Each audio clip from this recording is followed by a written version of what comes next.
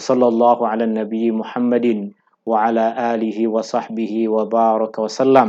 Walhamdulillahi rabbil alamin.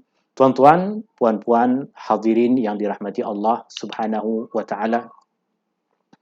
Al-Imam Muslim meriwayatkan satu hadis sahih daripada sahabat Nabi SAW, Umar bin Al-Khattab radhiyallahu an, yang menceritakan bahawa suatu hari ketika kami para sahabat tengah duduk bersama dengan Rasulullah SAW, datang seorang lelaki berpakaian yang sangat putih, rambut yang sangat hitam, tiada padanya kesan bahawa dia adalah orang yang telah melakukan perjalanan jauh, dan tiada sesiapa pun di antara sahabat yang mengenal orang tersebut.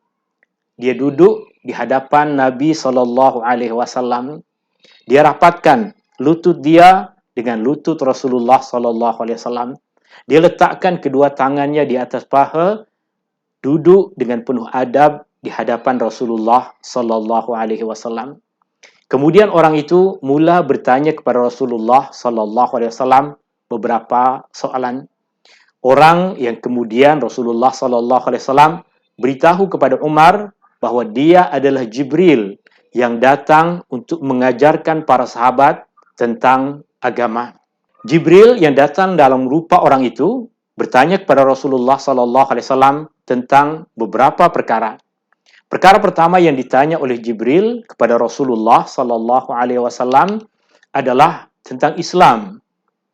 Lalu Rasulullah SAW memberikan jawapan ke atas soalan ini dengan mengatakan, Al-Islam an tashhada an la ilaha illallah wa anna Muhammadar Rasulullah wa tuqimus salah wa tu'tiyaz zakah wa tasuma Ramadan wa tahujjal baita in istata'ta ilaihi sabila. Islam adalah engkau bersaksi bahawa tiada Tuhan yang patut disembah melainkan Allah, dan Muhammad adalah utusan Allah. Engkau mendirikan salat, engkau menunaikan zakat, engkau berpuasa di bulan Ramadan, dan engkau pergi haji ke rumah Allah jika engkau mampu untuk menjalankannya. Kemudian Jibril bertanya kepada Rasulullah SAW tentang iman.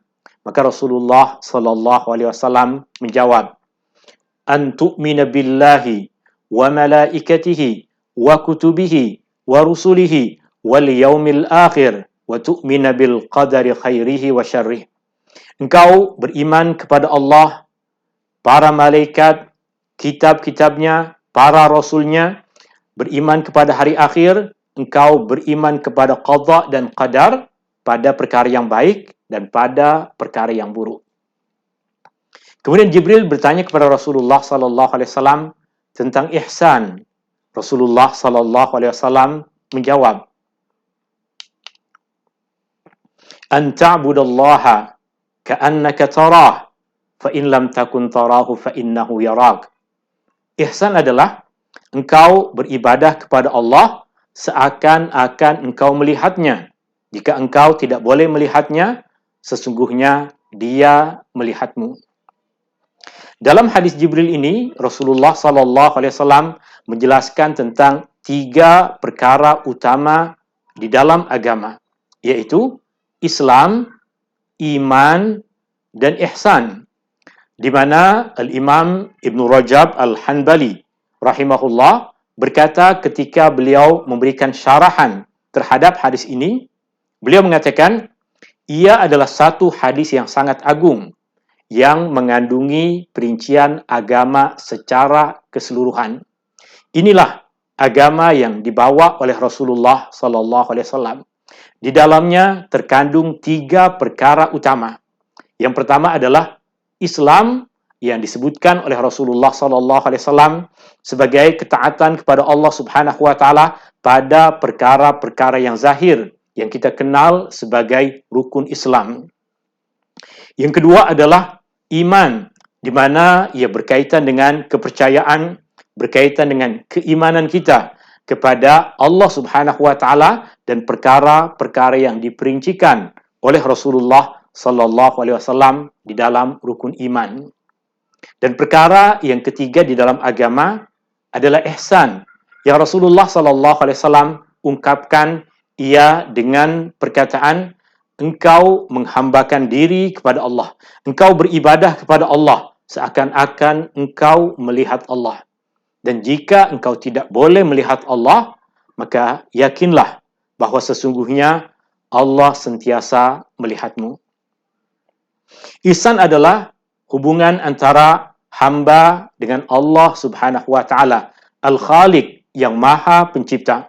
Hubungan yang mendekatkan antara kita sebagai seorang hamba dengan Allah Subhanahu wa taala. Sehingga seorang hamba boleh beribadah kepada Allah, boleh menghambakan diri kepada Allah, boleh melakukan aktiviti dalam kehidupannya seakan-akan dia melihat Allah.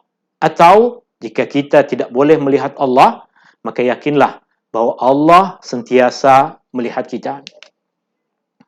Ihsan dimulakan dengan membersihkan hati dari akhlak yang buruk, membersihkan hati dari sifat-sifat yang kotor, membersihkan diri dari dosa-dosa besar dan dosa-dosa kecil, membersihkan diri kita dari perbuatan-perbuatan yang tercela dan amalan-amalan yang menjauhkan diri kita dari Allah Subhanahu wa taala. Ihsan diiringi dengan menghiasi diri kita dengan amal ibadah sesuai dengan yang dituntun oleh Rasulullah sallallahu alaihi wasallam, sesuai dengan tuntunan Rasulullah sallallahu alaihi wasallam, mengikut kepada akhlak yang dicontohi oleh Rasulullah sallallahu alaihi wasallam, mengikut kepada keikhlasan yang diajarkan oleh Rasulullah sallallahu alaihi wasallam, kesucian hati seperti kesucian hati para sahabat yang dibimbing oleh Rasulullah sallallahu alaihi wasallam, dan istiqamah dalam melintasi jalan yang dilalui oleh Rasulullah sallallahu alaihi wasallam. Sejak dahulu para ulama banyak menulis kitab-kitab tentang kesucian hati, membersihkan hati, tentang kemuliaan akhlak, tentang adab, sama ada dengan menghimpunkan hadis-hadis Nabi sallallahu alaihi wasallam tentang zuhud, hadis-hadis Nabi sallallahu alaihi wasallam tentang adab, hadis-hadis Nabi sallallahu alaihi wasallam tentang akhlak, atau secara luas membicarakan tentang penyakit hati, berbicara tentang taubat, berbicara tentang jalan untuk mendekatkan diri kita kepada Allah Subhanahu wa taala. Di antara kitab yang kita boleh jadikan sebagai contoh, sebagai kitab-kitab tazkiyatun nafs adalah yang pertama, kitab Az-Zuhud yang ditulis oleh Waqi' bin Al-Jarrah. Beliau adalah guru kepada Al-Imam Asy-Syafi'i rahimahullahu ta'ala. Yang kedua adalah kitab Adabun Nufus yang ditulis oleh Al-Harith Al-Muhasibi. Yang ketiga, seorang tokoh ulama hadis yang selalu kita mendengar namanya, yaitu Ibnu Hibban, juga menulis kitab berkaitan dengan tazkiyatun nafs, berkaitan dengan raqaiq, yaitu kitab Raudatul Uqala wa Nuzhatul Fudala.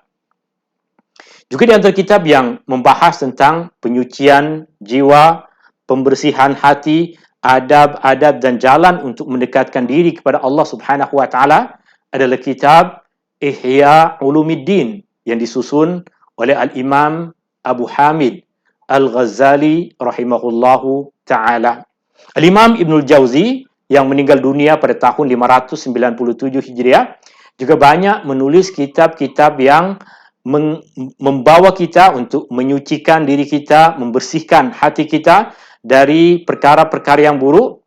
Di antara yang ditulis oleh Al-Imam Ibnul Jauzi adalah kitab Talbis Iblis, di mana beliau memberikan perincian tentang tipu daya iblis pada umat manusia. Perkara-perkara yang menjauhkan manusia dari petunjuk Allah Subhanahu wa taala, mengotori diri manusia dengan perkara-perkara yang membuat mereka lalai dari peringatan Allah Subhanahu wa taala. Dan juga di antara contoh adalah kitab Madarijus Salikin yang disusun oleh Al-Imam Ibnu Qayyim Al-Jauziyah rahimahullahu ta'ala yang meninggal dunia pada tahun 751. Kitab Al-Hikam Al-Ata'iyah adalah kumpulan kata-kata hikmah yang disusun oleh Al-Imam Ibnu Athaillah As-Sakandari. Ia adalah kata-kata hikmah yang di dalamnya terkandung nasihat-nasihat untuk mendekatkan diri kita kepada Allah Subhanahu wa taala. Siapakah Al-Imam Ibnu Athaillah As-Sakandari? Nama penuh beliau adalah Syekh Abdul Fadl Ahmad bin Muhammad bin Abdul Karim bin Athaillah. Beliau dilahirkan, belajar dan dibesarkan di Alexandria, Mesir, dan meninggal dunia di Kairo pada tahun 709 Hijriah. Al-Imam Az-Zahabi pernah mengatakan tentang beliau, tentang Ibnu Athaillah As-Sakandari. Beliau mengatakan, wa kana yatakallamu bil Jami'il Azhar fawqa kursi bikalamin yurawihun nufus wa mazaja kalam al-qawmi bi athari salaf wa fununil ilm. Beliau, yaitu Ibnu Athaillah As-Sakandari, mengajar di Masjid Al-Azhar dengan kata-kata yang memberi ketenangan ke dalam hati. Dia menghimpunkan perkataan-perkataan yang biasa digunakan oleh ulama tasawuf dengan apa yang diriwayatkan dari ulama salaf dan berbagai disiplin ilmu. 3 perkara utama yang terkandung di dalam hikmah-hikmah yang disusun oleh beliau adalah, yang pertama berkaitan dengan akidah, keimanan, dan penghambaan diri kepada Allah Subhanahu wa taala. Yang kedua adalah penyucian jiwa dan pembersihan hati. Dan yang ketiga adalah hikmah dan nasihat yang membawa kita untuk mendekatkan diri kepada Allah Subhanahu wa taala. Adapun kitab Mutiara Hikam adalah kitab yang saya susun sebagai huraian, sebagai syarahan terhadap kitab Al-Hikam Al-Athaiyah yang tadi disusun oleh Al-Imam Ibnu Athaillah As-Sakandari. Asal dari kitab ini adalah satu nota yang saya tulis awalnya dahulu pada tahun 2010 sebagai satu nota yang saya sampaikan di Surau Al-Ulum, Kota Damansara, Seksyen 9, ketika saya diamanahkan untuk menjadi imam di sana. Kumpulan nota-nota tersebut kemudian dihimpunkan dan dijadikan buku yang insya Allah kita akan gunakan sebagai panduan untuk memahami kata-kata hikmah yang disusun oleh Al-Imam Ibnu Athaillah As-Sakandari rahimahullahu ta'ala. Semoga ia menjadi usaha kita untuk memantapkan darjah ihsan yang kita ketahui sebagai bahagian dari agama, sebagaimana yang tadi disebutkan oleh Rasulullah sallallahu alaihi wasallam. Kita perlu hadir dalam kelas-kelas yang mengajarkan kita tentang rukun iman. Kita perlu hadir dalam kelas-kelas yang mengajarkan kita tentang rukun Islam, dan kita pun kena hadir dalam majlis-majlis ilmu yang mengajarkan kita tentang sifat ihsan dan maqam ihsan kepada Allah Subhanahu wa taala. Sama ada tajuk dari majlis ilmu itu adalah tazkiyatun nafs, sama ada tajuk dari majlis ilmu itu adalah ar-raqaiq, adab, akhlak, as-suluk, atau mungkin at-tasawuf. Perkataan yang terakhir ini mungkin bagi sebahagian orang adalah satu perkataan yang buruk. Banyak orang yang memandang buruk kepada pembahasan tentang tasawuf. Keburukan ini perlu kita akui, ia adalah sesuatu yang disebabkan ramai orang yang menggunakan perkataan ini untuk perkara-perkara yang buruk. Banyak orang yang berzikir dengan menari-nari, bernyanyi-nyanyi, mengatasnamakan diri mereka sebagai tasawuf. Banyak orang yang mengingkari syariat, mengingkari petunjuk dari Rasulullah sallallahu alaihi wasallam, mengatasnamakan diri mereka sebagai golongan tasawuf. Banyak orang yang mengingkari tentang hakikat kebenaran yang dibawa oleh Rasulullah sallallahu alaihi wasallam dan mereka mengatasnamakan diri mereka sebagai tasawuf. Padahal tasawuf adalah penyucian jiwa. Tasawuf adalah pembersihan hati. Tasawuf adalah adab dan akhlak kita kepada Allah Subhanahu wa taala. Bagaimana kita membina kedekatan diri kita kepada Allah? Bagaimana kita memperbaiki penghambaan diri kita kepada Allah Subhanahu wa taala? Bagaimana kita betulkan akhlak kita kepada Allah Subhanahu wa taala? Itu yang patut kita jadikan sebagai asas utama di dalam tasawuf. Tasawuf yang betul adalah diambil dari Al-Quran dan petunjuk Rasulullah sallallahu alaihi wasallam. Apa sahaja perkara yang menjauhkan kita dari Al-Quran dan petunjuk Rasulullah sallallahu alaihi wasallam mesti kita tinggalkan. Apa sahaja perkara yang menjauhkan kita dari Al-Quran dan petunjuk Rasulullah sallallahu alaihi wasallam mesti kita jauhi. Adakah ia dinamakan sebagai tasawuf ataupun dinamakan dengan perkara-perkara yang lain? Selagi ia menjauhkan kita dari petunjuk Rasulullah sallallahu alaihi wasallam, dari Al-Quran yang Allah turunkan kepada Rasulullah sallallahu alaihi wasallam, maka tiada kebaikan pada perkara itu. Tapi jika hikmah-hikmah, nasihat-nasihat, pengajaran-pengajaran dan petunjuk yang kita ajarkan dan kita amalkan, kita ambil sumbernya dari cahaya yang Allah Subhanahu wa taala turunkan kepada Rasulullah sallallahu alaihi wasallam. Al-Quran sebagai cahaya yang Allah turunkan kepada Rasulullah sallallahu alaihi wasallam dan petunjuk yang datang dari Rasulullah sallallahu alaihi wasallam, ia adalah sebaik-baik petunjuk. Khairul kalam kitabullah. Sebaik-baik kalam adalah kitab Allah. Wa khairul hadi hadi Muhammadin sallallahu alaihi wasallam. Dan sebaik-baiknya petunjuk adalah petunjuk dari Rasulullah sallallahu alaihi wasallam. Setiap kata-kata yang disusun oleh manusia, termasuk al-hikam al-ata'iyah, ia ditulis oleh manusia.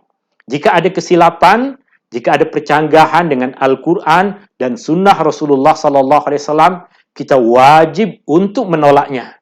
Tapi jika apa yang diajarkan selari, jika apa yang diajarkan adalah berasaskan kepada Al-Quran dan petunjuk Rasulullah sallallahu alaihi wasallam, ia adalah perkara yang cantik untuk kita pelajari, untuk menyucikan jiwa kita, untuk melembutkan hati kita, untuk kita bersama melangkah menuju darjah al-ihsan.